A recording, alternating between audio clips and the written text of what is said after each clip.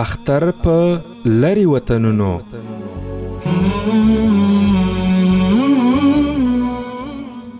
میاشت د اختر ښکلې ښکاره شوه، که مسافر وي ټول به کلي ته راځي نه. د اختر لومړیو درو ورځو کې له مسافرو سره د زړه خواله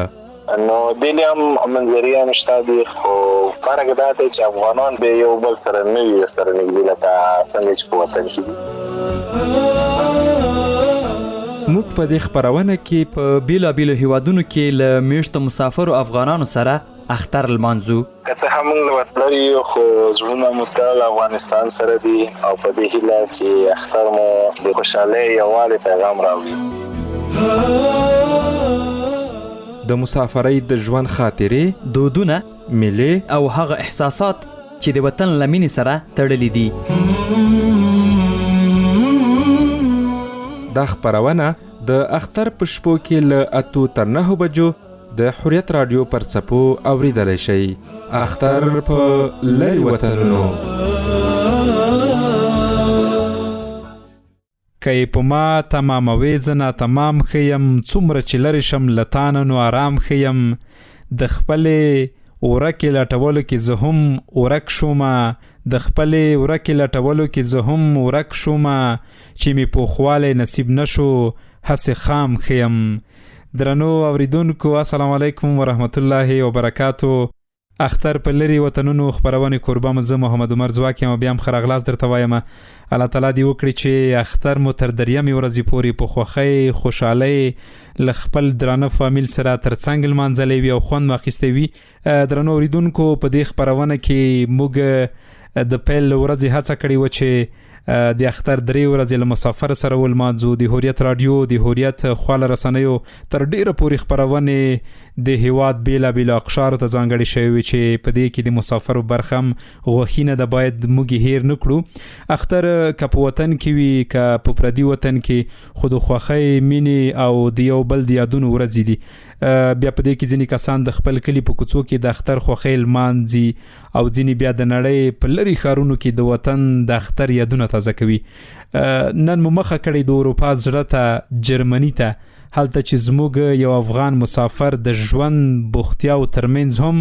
د اختر خوښۍ ژوندۍ ساتلی دي. ویل کېږي چې مسافر چې هر څومره له وطنه لرې شي، زړه بیا هم د کلي له جومات، د کور له دروازې او د اختر له خوږو شیبو سره تړلی وي. په دې کې شک نشته، ځکه چې اختر رب کریم دغه 2 خوشحالیانې د مسلمانانو لپاره پیدا کړي دي.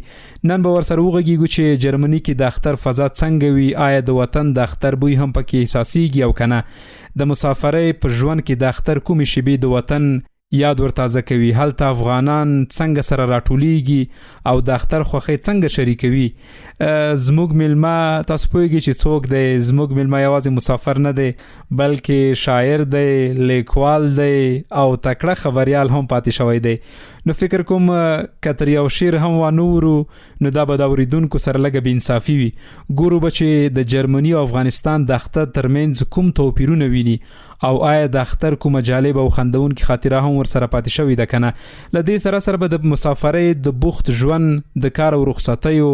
د افغانانو د دودونو او د جرمني د خلکو د غبرګون په اړه هم ورسره خبرې وکړو او په پای کې به ترې واورو چې که نن د اختر په ورځ په خپل وطن کې وای تر ټولو لومړی به یې څه کول. ډیره مننه چې موږ سره پاتې کیږئ. نو ورځم مستقیم خپرونې ته. موږ سره په دې خپرونه کې لیکوال، شاعر او ژورنالیست جمعه مجبور صاحب را سره دی. مجبور صاحب، ډیره مننه. له سلام نه مخکې به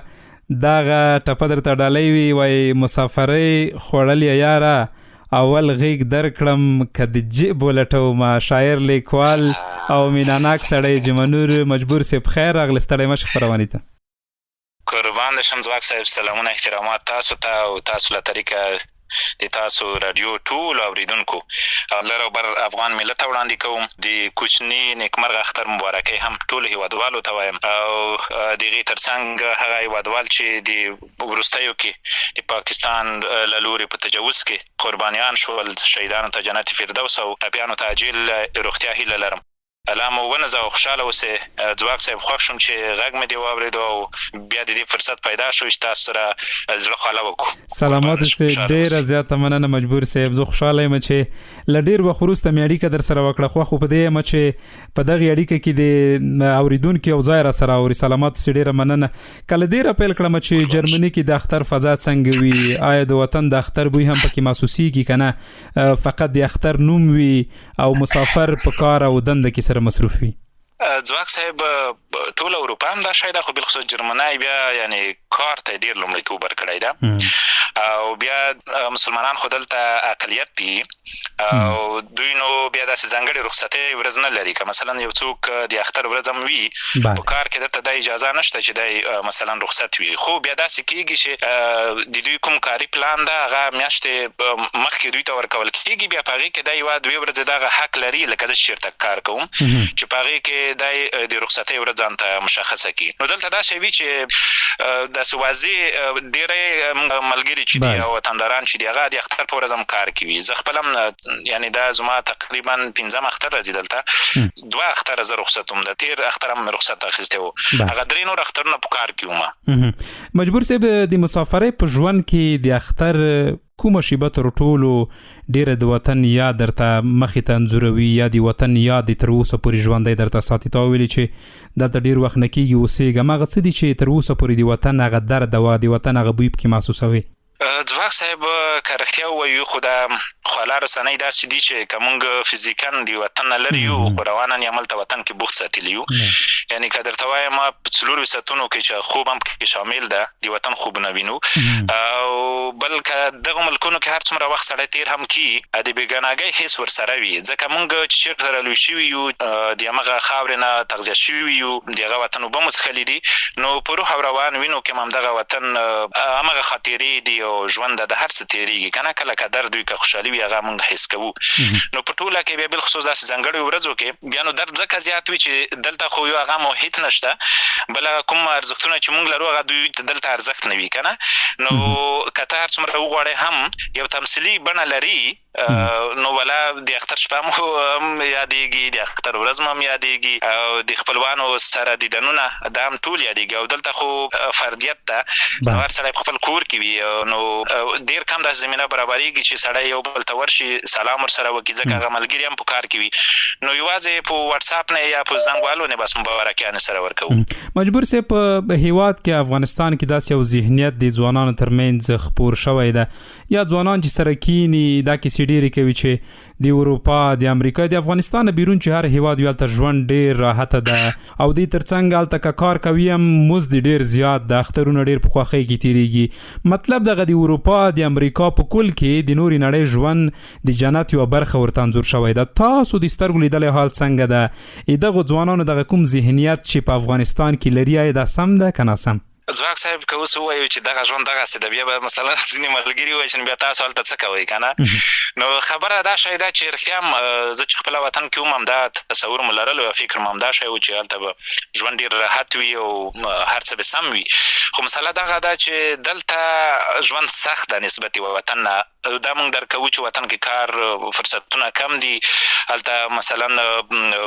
هغه مالي امکانات کم دي، خو مسله دلته دا ده چې دلته هم عیناً خبره ده. دلته که ته راځې هم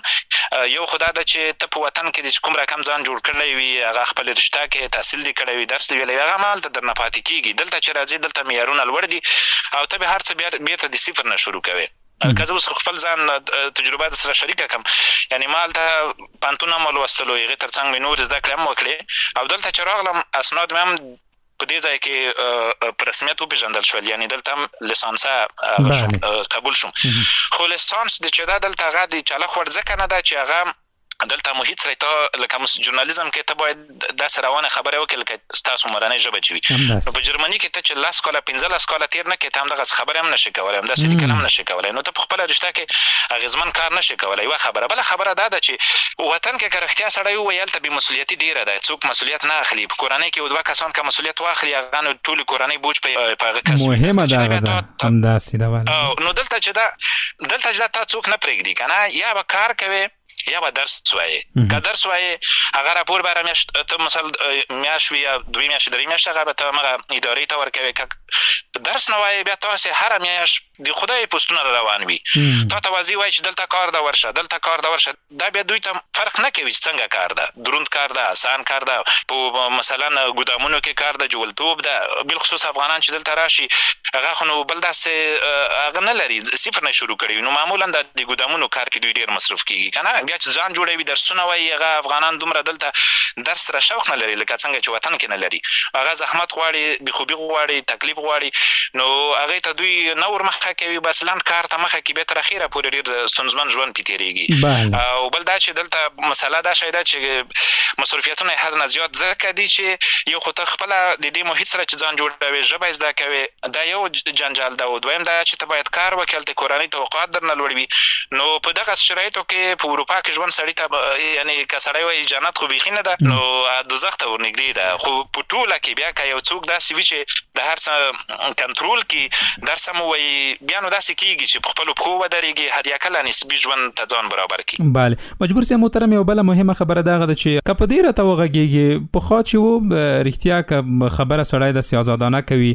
د مسلمانانو نه دوی ډېر ډار درلودل او اوس تر ډېره پورې دوی د صهیونیستانو نه ډار لري چې مونږ د امریکا یادونه ورته کولی شو یا بالخصوص د اسرائیل یادونه ورته کولی شو څومره په عقیدت درته قایل دي څومره یې تاسو نه متاثره شوي دي چې کله تاسو عبادت کوئ تا یو وخت کې فیسبوک کې هغه خپله کیسه لیکلې وه د ښوونځي چې کوم ځای کې تدریس کول او یو څوک درنه متاثره شوي وو دا تاثرات د مسلمانانو نه دوی متاثره کېږي داسې هم شته دي چې دوی د یو مسلمان نه متاثره شي د دین نه د مذهب نه ایمان ته د سر خم کې او ایمان ته د غاړه کېږدي او مسله همدا ده که نه دا مسله دا شی وي چې ځینې انسانان چې دلته راشي یا په ټوله کې د مهاجرین چې دلته راشي هغه که موږ دوی خو رنګونه فرق کوي که نه هغه که اوس داسې وي چې کوم عمل کوي دوی معمولا هغه په دین سورت تړي او د یو ملک پسې تړي چې دا هغه له بده مرغه دلته په د وروستیو کې بالخصوص د افغانانو تصویر ډېر پیکه کړ خراب یې کړ او د خلکو مثلا یو رقم بدبیني ورسره پیدا شوه او مسله دا شی ده چې زه خپله دلته چې د مکتب کې کوم مکتب کې یم دلته کار چې کوم نو هغه کوم اصول چې مونږ تاسو خپله درناوی احترام چې دا بیا دوی کې دلته ډېر نشته دوی پخوا دغه سیستمونه لرل لکه مشر ته احترام په وړه باندې شفقت دلته دوی ټول قوانینو سره مخ ته ځي مثلا ماشوم کوم قوانین دي په همغه اندازه نور فاصلې ډېرې وي که نه نو په دې مسله کې دوی هم چې ته کله ښه نمایندګي وکړې نو دوی بیا وایي چې دا خو ټول دغسې نه دي خو په ټوله کې له بده مرغه اوس په غرب کې بالخصوص د افغانانو تصویر خراب شوی دا ځکه چې هغو که غلا وکړي که جنګ وکړي که بل کار وکړي دوی وایي دا خو دوی په کلتور کې دوی په دین کې هم دغسې ده خو که یو څوک بیا احترام وکړي د دوی ارزښتونو ته سره احترام وکړي دوی ټولنې ته احترام وکړي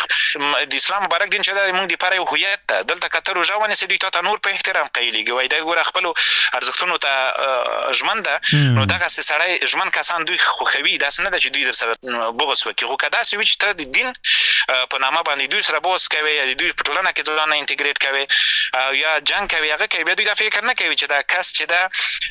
د خپله خراب ده که نه دوی وایي چې دا بس دوی کلتور هم دغسې ده او دوی په دین کې هم دا مسله ده نو دا همدغه څه دي چې بیا دوی د موږ په مورد حساس کېږي او یو رقم بد رانوړي دا خو فردي مسایل دي بیا فردي جامعې دوی دا تفکیک په اسانۍ نشي کولی بله مجبور صاحب محترم خبرې دي ډېرې خوږې دي او کاش د خپرونه د نیم ساعت نه پورته وای د افغانانو راټولېدل هلته څنګه دي دلته اوس د اختر درېیمه ورځ ده په افغانستان کې هلته افغانان څنګه سره راټولیږي او د اختر خوښۍ څنګه سره شریکوي په جومات کې سره ګورئ دلته خو اوس دستور یا رواج دغه ډول ده چې د اختر په لومړۍ ورځ چې کله مسلمانان مسجد ته جومات ته ځي دلته لمونځ وکړل هغه نه وروسته دوی په همدې ځای کې اختر مبارکیانې سره کوي بیا هغه څوک سره خپلو خپلوانو کورو ته سره ورځي یا کوم نږدې ملګری دوست وي کور ته سره ورځي شیرچای په دې سهار کې کړی وي یا کومه غوښه یې پخه کړې وي کړی دا سره خوري هلته رواجونه دستورونه څنګه دي ځواک صاحب دلته هم موږ تاسو افغانان چې دی خپل رواج پالي کله چې ملګري یا مسافر رخصت وي په دې ورځ نو اول خو ځي هماغه ما مخکې وویل چې ترکان دا کې تکړه دي اکثریت جوماتونه د ترکانو دي نو هملته د اختر لمونځ هم کوي هغې ځای نه چې راوځي بیا نو کورونو ته یو بل ته سره ورځي هلته خو ډېر کورونه نه وي بیا یو ځای هم نه وي که نه خو هملته بیا د غرمې ډوډۍ هملته خوري بیا شپې بل ځای ټاکي شپې هملته ځي خو بدبختي دا وي چې دلته خو داسې 3 ورځې رخصت نه وي خو ما یوه ورځ رخصت لري کوم ملګري چې بیا کار کوي هغه بیا په تلیفونونو یو بل ته مبارکیانې سره ورکوي فامیل سره په تماس کې وي خو یعنی لاسرسی چې کېږي او کار کې نه وي حتما یو بل پوښتنې ته ورځو یو بل سره کینو بنډار ورسره کوو اختر داسې لمانځو لکه وطن په خوند او کیفیت یې هماغه رقم نه وي که نه نو هغه تمثیل یې کوو. بله بله. د خپرونې پیل کې مې تاسو د پوره غزل 2 بیتونه وویلې اورېدونکي به خفه شي ځکه موږ یادونه وکړله چې هم شاعر ده هم لیکوال ده هم خبریال یا ژورنالیست ده. نو که چیرته شعر درنه وانورو یا د ژورنالیزم ځینې خاطرات موږ سره شریک نه کړي شاید اورېدونکي هم خفه شي یا بد پې ولګېږي. راځئ یو غزل په دې برخه کې اورو درنه. زاک صاحب چې داسې وي زه به یو پخوانی غزل ده مهرباني څه نه دي لیکلي وایي چې که یې په ما تماموې زه ناتمام ښه یم که یې په ما تماموې زه ناتمام ښه یم څومره چې لرې شم له تانه نو آرام ښه یم واه او د خپلې ورکې لټولو کې زه هم ورک شوم د خپلې ورکې لټولو کې زه هم ورک شوم چې مې پوخوالی نصیب نه شو هسې خام ښه یم واو واو او سمو خبرو اورېدلو ته څوک نه دي تیار سمو خبرو اورېدلو ته څوک نه دي تیار زه چې په سمو پسې ګرځمه بدنام ښه یم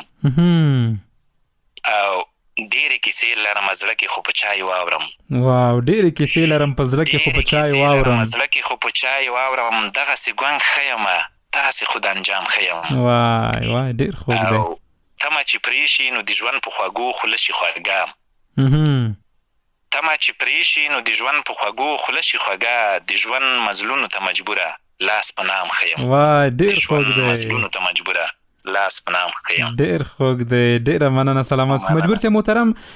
آیا کله داسې شوي دي ځکه اختر دی مسافري د طبیعي ده چې ته چې کله تللی یا کوم افغان چې ځي یغزې رسم او رواج کلتور او ژبې سره نابلده وي په اخترونو کې داسې یو جالبې یا خندونکې خاطرې سره مخ شوی د تیر زلونګ هغه ته تللي وو ترکانو مسجد ته که نه بیا که فکر دی مونږ تاسو خو چې د اختر مبارکي سره ورکوو غېږې ورکوو یو بل ته بیا وروسته چې دا غېږ مو ورکړه بیا لاس ورکوو مونږ یو ملګری ده هغه چې مثلا مونږ داسې سوه کېږو که نه بېرته لاس ورته نیسو هغه خو لاس نه درکوي وروسته نو دا ملګری م چې بار بار همداسې زه ورته متوجه وم بیا ما بل ملګری دی هغه ته مې اشاره وکړه دی ګوره هر چا سره به چې سړي مشق کول شاته به لاس ورته نیولی خو د لاس به همدا شی پاتې شو که نه هغه به بل چا سره بل چا ته غېږه ورکړه نو دغسې کلتوري مسایل شته په هغه کې چې سړی هم دا شی پاتې کېږي نو بیا م هغه ملګري ته وویل چې وره دا بار بار چا ته وروسته لاس مه ورکړه ځکه دوی چې کله غېږه درکړه بس همدغسې همدا دوی هغه ده هغه نه وروسته بیا بل سره ستړي مشق کوي نو د لاس به همدا شی پاتې شو دویم ځل یې لاس چا نه ورکولو سلامت اوسېږئ ډېره زیاته مننه مجبور صاحب محترم داسې دې هم کله زړه ښه کړی ده چې ووایي چې کاش په جرمني کې یا په آلمان کې زه د خپل مسلک ته مخه کم او د خپل هیواد دغه د یتیم درد د دغه د فقیر اواز تر نړیوالو ورسوم ولا ځواک صاحب د خپل مسلک سره پاتې کېدل خو ځکه چې اول سړي انتخاب کړی وي خو هغه د خوښې رشته یې وي که نه موږ او تاسو خو همدغه رشته بس ولوسته دلته زه چې اول راغلم نو ما فکر وکړو چې بس دغه ژبه زده کړم زه به خپل مسلک ته لاړ شم نو هغه دلته ژبه مې شروع وکړه ژبه خدای شته ډېره سخته ده نو بیا جرمني ژبه بیخي زیاته سخته ده اسناد مې هم دلته په رسمیت وپېژندل شول مخکې مې یادونه وکړه نو دلته چې ته کوم سند ونه لرې یو شي کې چې ته کار کوې ته باید هغه شي زده کړی لیکلی وي که نه لکه مثلا اشپزي که کوې که چېرته استازي کوې که ژورنالیزم یې هر څه چې وي خو ته باید یو هغې کې زده کړی لیکلی وي سند ولرې هغې نه پرته ته بیا اجازه نه لرې نو ما دا هڅه وکړه خو مسله دا وه چې کله چې دا کار مې وکړو اولته د ژبې لیول ته مې چې ولیدل نو زه نه توانېدم چې په دې برخه کې مخته لاړ شم بیا لکه څنګه تا چې یادونه وکړې موږ ځینې ملګري دي سوشل میډیا کې په همدې مسایلو بوخت دي نو بیا مو وویل چې یاره که سړی د دې خواله رسنیو طریقه دا کار وکړي خو بیا مسله دا شی وه چې دلته د دوی موږ نه کار غوښتو ځکه دوی ته باید ټکس ورکړې او که ته بېکاره وي یو دلیل باید ولرې چې ته زده کړی کوې خو یو دلیل ده که زده کړی نه کوې کار ولې نه کوې او که ته یوازې سوشل میډیا ته پاتې شي بیا دومره درآمد ته نه لرې چې هغه ته ژوند وچلوې کورنۍ کومې توقعات چې دي هغه پوره کړی شي نو ته باید کار ولرې نو دې خاطره موږ په خپله رشته کې لکه د وطنداران دپاره چې سړی کار کوي خپل ملک دپاره کار کوي هلته بیا درآمد نشته نو دلته چې ته راغلی کار ته هم ضرورت لرې نو همدا مجبوریتونه و چې ونه توانېدو خپل رشتې ته بېرته ستانه شو هم د ژبې محدودیت و هم مثلا دلته د کار باید کړی مو وای نو په دې اساس رانه پاتې ده خو زړه مې ده له خیره چې کپراتون کې وتوانېدم د ژبې تر هغه کچې ورسوو چې روانې خبرې په وکړی شو. سړی خپل مسله کې بیا دلته ځینې فرصتونه شته، خو په جرمني کې معمولا د ژورنالیزم برخه کې فرصتونه کم دي. دا خلک چې دي مثلا د مسلکي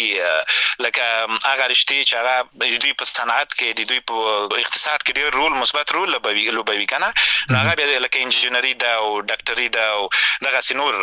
رشتې د اجتماعي ټولنیز رشتې چې دي دلته ډېر د چلښ وړ نه دي. بله، او بل پردی جغرافیه کې رښتیا خپل مسلک کې کار کول سخت وي، یا خو هغه سند چې تا په کوم هیواد کې اخیستی وي هغه شاید دوی ته د منلو وړ نه وي، ځکه نړیوالې ژبې تا باید زده وي. افغانستان خو یو داسې یو هیواد ده چې دلته پښتو دري باندې تر ډېره پورې دغه د پوهنتونونو کاریکولم د تدریس میتود جوړ شوی ده. مجبور صاحب که دغې برخې ته راشو، هلته د اختر په ورځ کوم دودونه لا هم ژوندي دي چې د وطن یاد تازه کړي، ورته وګورې هغه د وطن شیبې دي تر مخې انځور کړي؟ داسې څه شته دي په جرمني کې؟ جرمني کې معمولا زه خو په لرې اطرافو یعنی کوچني ښار کې اوسېږم، الکلی دا خو کوم مسجد ترکانو دغه بیا ښار راته نږدې ده. نو دلته بس یو د جمعې لمونځ چې دا هغه همیشه په جامع سره کېږي، د نور 15 وخته لمانځونه همغه ښار کې څوک چې دي نو هغه خو کوي، خو موږ د جمعې په ورځ بیا لمانځه ته چې کله جمعې ورځ رخصت وو بیا زه وم دلته مې 2 تره زامن دي هغه سره بیا یم هملته. نو دغسې یو هغه وي. او د اختر په ورځو کې نو معمولا لکه څنګه مې چې وویل چې رخصت وو بیا یو بل پوښتنې ته هم ورځو، هغه مبارکیان هم ورسره کوو. نور نو وطن کې مونږ اختر دلته چې دا ټول وطن کې وي، مثلا کورنۍ سره تماس ونیسه، ترور سره، ترور زامنو سره، عزیزانو سره، ملګرو سره، دغو سره مبارکۍ، بس په همدې تېر کړو. بس سبا بیرته کار وي، هغه یوه ورځ رخصت مو که یوه میاشت مخکې را پیدا کړی وي نو سبا ته بیرته کار ته ځو. خو هغه لکه وطني غوندې اختر خو نشته، خو بیا هم هڅه کوو چې یو رقم تمثیل وکړو او خپل یاران دوستان چې پوښتنه مو نه وي کړې په دومره وخت کې هغوی پوښتنه وکړو، هغوی مونږ پوښتنه کوي، نو هغه اختر ته ورته یو رقم سیستم ورسره روان وي. خو په ټوله معنا هغه سوچوالی، هغه خوندوالی، خوږوالی دلته اخترونو کې نشته. بله مجبور صاحب په ځوابو کې د زما په پوښتنلیک کې څو پوښتنې یو ځای ځواب شولې، او خو دا پوښتنه وه چې هلته څومره رخصتي په اختر کې ورکولی کېږي؟ تا ویلې چې 1 ورځ رخصتي ده، او بل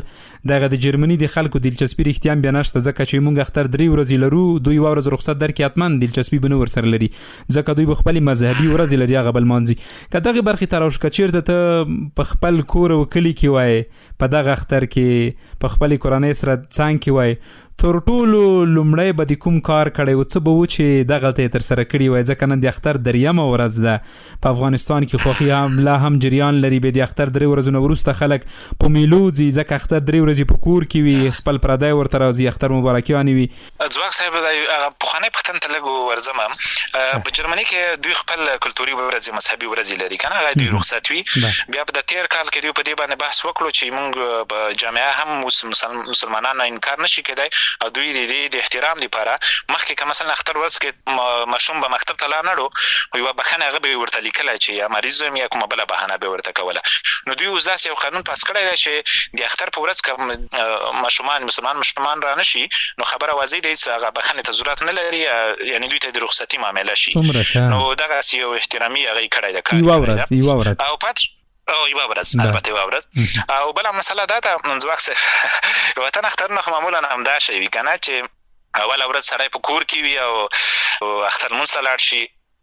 اوس که زه هلته وطن کې وای نو د اختر اوله خو لکه معمول غوندې اختر لمونځ ده، او هغې نه وروسته بیا کور کې پاتې کېدل دي، او هلته کلي یاران دوستانو سره لکه اوس مونږ چې وطن کې یو ملګري کور ته یا د ورور عزیز کور ته بل ته یعنې څو کورونو نه ګرځو که نه. اختر مبارکیانې دي، اوله ورځ، 2مه ورځ بیا نو کور کې سړی کېني چې نور میلمانه راشي. 3مه ورځ بیا زه خپله تلم لرې لرې پرتو سیمو خپلوانو ته، دوستانو ته، ملګرو ته. نو که وطن کې وای اول خو ورځ خو به مو کور کې او د نږدې ملګري دوستان به مو خلاصول، 2مه ورځ به کور کې ناستو چې نور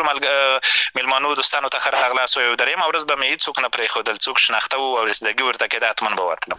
ډېره زیاته مننه مجبور صاحب، سلامت چې خپل قیمتي وخت مو مسافرۍ کې موږ ته راکړلو. په پای کې د اختر د 3مې ورځې په مناسبت خپلو هیوادوالو او نورو مسافرو ته څه پیغام لري؟ که پیغام در سره وي اورئ مهرباني. خوشاله اوسئ ځواک صاحب. نو پیغامونه کو ټول پیغامونه دي. هیلهمند یم چې یو خو دا چې زمونږ نوی نسل یا د ځوانان چې دي دا که سړی دلته وګوري که نه د مونږ بېمسؤلیتي سړی واضح درکوي. یعنې هغه کسان چې مونږ په وطن کې درسونه هم ویلي دي او ځانونه د تحصیل برخې فاتحان هم بولو اګر چې نه یو، دلته هغه خلک ډېر د کمې احساس هم کوي چې مونږ ډېر څه د لاسه ورکړي دي، وخت مو ضایع شوی ده او په خپل وخت کې مو ځانونه نه دي رسولي. نو هغه کسان چې هغو تحصیل کړی دغه دا احساس لري. چا چې بیا تحصیل نه وي کړی او ځان نه وي په تکلیف کړی، څه شرایط نه وي ورته مساعد او څه داسې وي چې نور مسایل وي، خو چې هر څه وي سړی چې وغواړي هر څه کولی شي. په وطن کې دا فرصتونه شته. نو هیله مو دا ده د نوي نسل نه چې په تعلیم او تحصیل نه ځان سنبال کړي، او بل دا چې یو بل ته احترام، یو بل نظریې ته احترام، یو بل ته درناوی. کار څومره موږ یو بل سره ښه وکړو، یو بل درناوی وکړو، همدومره سره درنیږو. او بله خبره دا چې هیله مو دا ده چې وطن نور د جنګونو خواته لاړ نه شي او خپل خلک په ځان راټول شي. نو په وطن کې د دوامدارې او پایدارې سولې په هیله. بله، ډېره زیاته مننه. بیا دې هم د اختر درېیمه ورځ ډېره درته بختوره وي. اختر دې بیا مبارک شه. ټولو ملګرو دوستانو چې هلته در سره وي ټولو ته به یې د هوریت د سټاف د ملګرو اختر مبارکي ورسوي. ډېره زیاته مننه.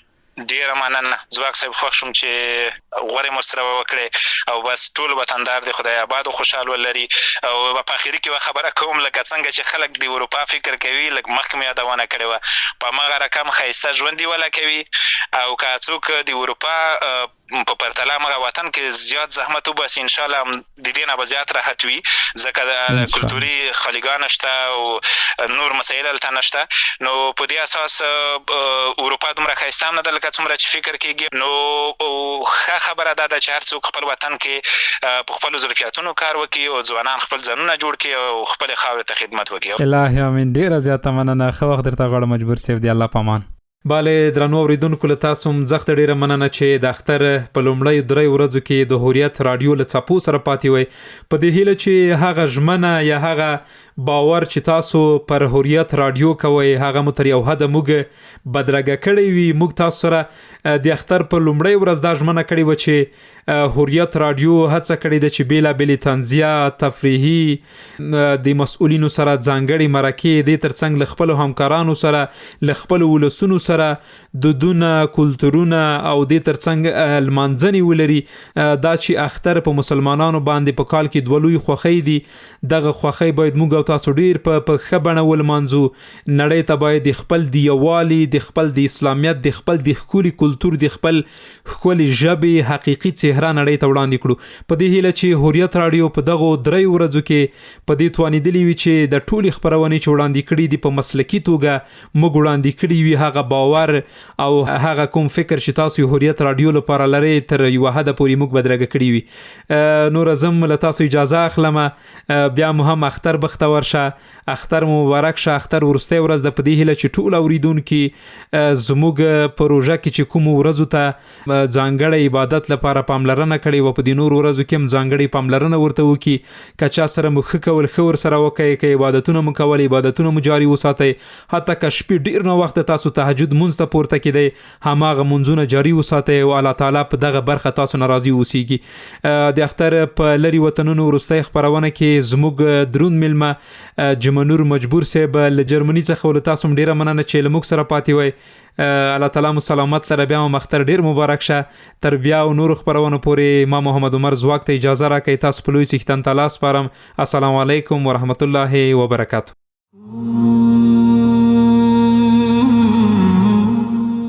اختر په لرې وطنونو.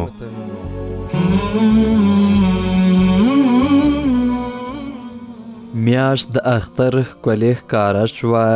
که مسافر وي ټول به کلي ته راځي نه.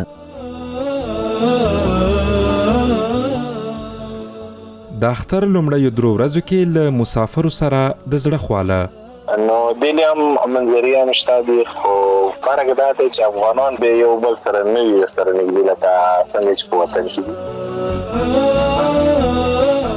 موږ په دې خپرونه کې په بیلابیلو هیوادونو کې له میشتو مسافرو افغانانو سره اختر لمانځو. که څه هم موږ له وطن یو، خو زړونه مو تل افغانستان سره دي او په دې هیله چې اختر مو د خوشحالۍ یووالي پیغام راوړي. د مسافرۍ د ژوند خاطرې، دودونه، میلې او هغه احساسات چې د وطن له مینې سره تړلي دي. دا خپرونه د اختر په شپو کې له 8 تر 9 بجو د حریت رادیو پر څپو اوریدلی شئ. اختر په لرې وطنونو.